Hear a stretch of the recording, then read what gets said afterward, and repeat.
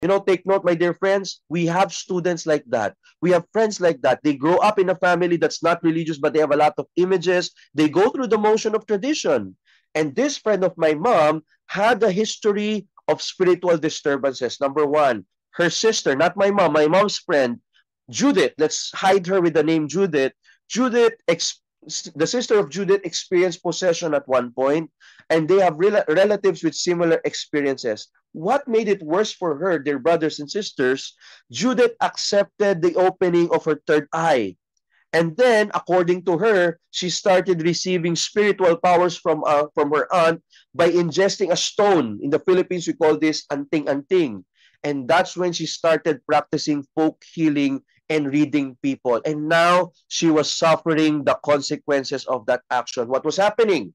She persistently sees before, no, she persistently saw a black figure inviting her to join them.